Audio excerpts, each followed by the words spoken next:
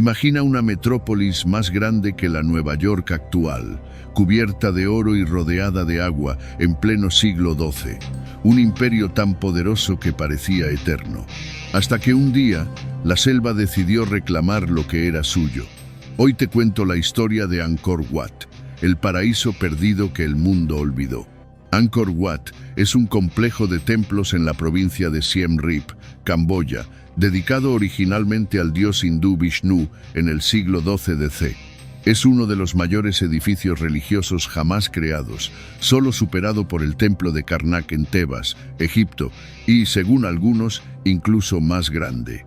Su nombre significa Ciudad del Templo, y se creó como una manifestación física de la interacción humana con el reino de los dioses.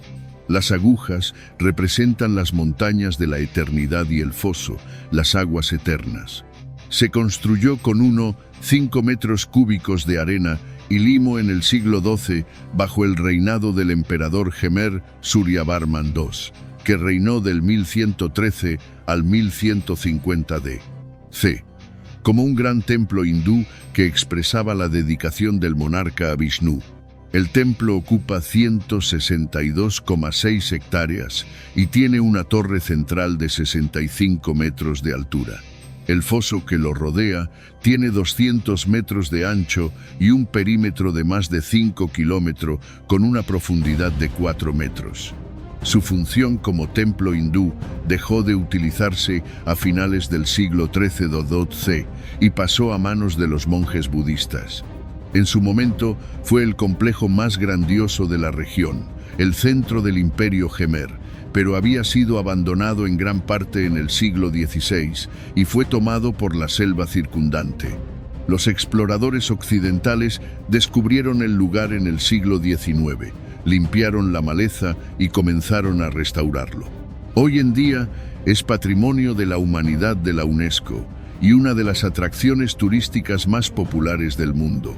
Suryavarman II y la construcción.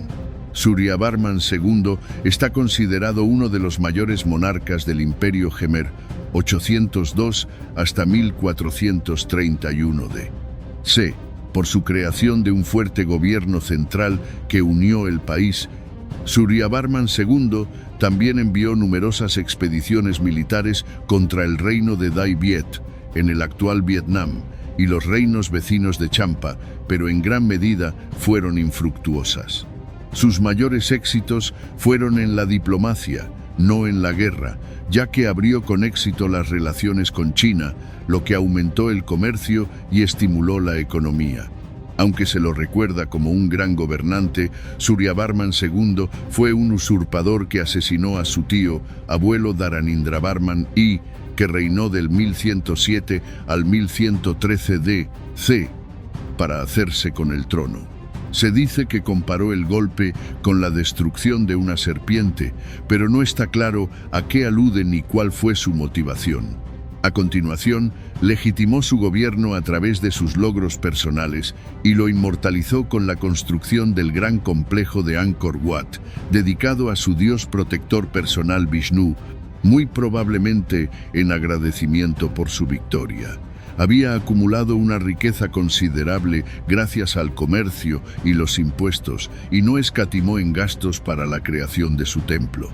El erudito Christopher Scarre señala: el edificio se situó a propósito y se crearon caminos en la selva para que los visitantes solo pudieran entrar desde el oeste, una dirección tradicionalmente asociada con la tierra de los muertos, pero también con Vishnu, para experimentar la renovación espiritual al acercarse a las energías divinas del templo. El diseño y la imponente altura pretendían atraer la mirada hacia arriba para leer las grandes historias de los dioses, héroes y antepasados talladas en piedra a través de las paredes y en las columnas del gran templo. Alrededor del complejo se construyeron viviendas y talleres, se abrieron mercados y otros negocios, y se creó una red de carreteras. Se formó una sustancia conocida como laterita para sostener el templo emergente, que luego se recubrió de piedra arenisca. Los bloques de arenisca utilizados en la construcción se extrajeron de un lugar conocido como las Colinas de Kulen, 18 millas al norte, y se llevaron a la obra a través de una serie de canales. Se desconoce el tiempo que tardó la construcción y, según algunas interpretaciones, nunca se terminó del todo. Antecedentes religiosos. Angkor Wat puede interpretarse de muchas maneras diferentes, pero Suryavarman II quería asegurarse de que, se viera como se viera la obra, él formara parte de ella. Suryavarman II es representado en las estatuas como Vishnu, en unión con el dios y desempeñando sus responsabilidades como gobernante, como pasar revista a sus tropas y celebrar la corte. La aparición de la imagen del monarca en tantas escenas diferentes, de hecho, llevó a los primeros excavadores a concluir que el sitio era un templo funerario. Hay razones de peso para llegar a esta conclusión. A diferencia de los demás templos de la zona, que están orientados al este, Angkor Wat está orientado al oeste, hacia la Tierra de los Muertos. Además, los bajorrelieves que adornan el templo están claramente pensados para ser leídos en sentido contrario a las agujas del reloj y, en los servicios funerarios, se realizan los rituales religiosos tradicionales al revés. Si se hubiera encontrado alguna prueba de que Suryavarman II fue enterrado en este lugar, no se podría negar que se trata de un templo funerario, pero no hay pruebas de ello. Es posible que se iniciara como templo funerario, pero que quedara inacabado a la muerte de Suryavarman II y que éste fuera incinerado y enterrado en otro lugar. Sin embargo, es más probable que Suryavarman II lo mandara construir a propósito para honrar a su dios, y esta afirmación tiene más peso si se tienen en cuenta las creencias religiosas del rey.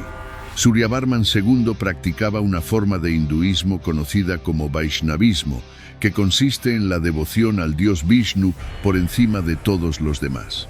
Aunque los occidentales suelen considerar el hinduismo como una religión politeísta, en realidad es enoteísta, lo que significa que solo hay un dios con muchos aspectos diferentes. En un sistema de creencias enoteísta, se considera que un solo dios es demasiado inmenso para ser captado por la mente humana, por lo que aparece en una multiplicidad de personalidades, todas centradas en un único aspecto diferente de la vida humana. A lo largo de los siglos, Vishnu se aparece a los seres humanos de muchas formas, como avatares, como el popular dios hindú Krishna, para guiar e instruir a la gente. El ejemplo más famoso es el del texto religioso Bhagavad Gita, Canción de Dios, cuando Krishna visita al príncipe Arjuna en el campo de batalla de Kurukshetra para explicarle la naturaleza de la existencia y su propósito en la vida. El templo de Angkor Wat está diseñado para cumplir este mismo propósito a través de su ornamentación, que cuenta la historia de la condición humana, la inmanencia de los dioses y la mejor manera de vivir la vida. Descubrimiento y restauración occidental. Sin embargo, el templo no permaneció en silencio durante mucho tiempo. Según los documentos occidentales, Angkor Wat fue visitado por primera vez por el monje portugués António da Madalena en 1586. No hizo ningún esfuerzo por restaurar el sitio, ni siquiera lo sugirió, pero registró su ubicación. El siguiente occidental que lo visitó fue el arqueólogo francés Henri Mouhot hacia 1860. Siempre se cita a Mouhot como el hombre que descubrió Angkor Wat, pero en realidad nunca se perdió. Cualquiera que viviera en la zona conocía el lugar y era conocido en la leyenda por personas lejanas. Sin embargo, Mouhot fue el primer occidental que se interesó activamente por Angkor Wat y dio a conocer su existencia. Quedó tan impresionado por el templo que se dedicó a su renovación y restauración. Mouhot creía que el templo había sido construido por alguna civilización antigua, ahora perdida, y consideraba que las historias de cómo Indra había levantado la estructura en una noche eran una prueba de la tecnología perdida de una cultura antigua.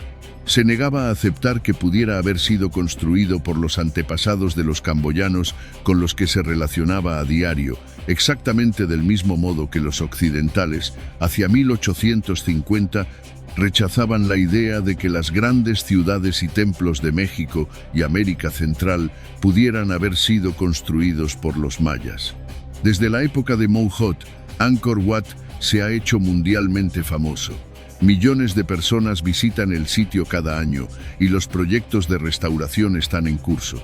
En 1992, la UNESCO lo declaró Patrimonio de la Humanidad y aunque no fue elegido como una de las 7 nuevas maravillas del mundo, fue finalista en 2007, lo que atrajo aún más atención hacia el lugar.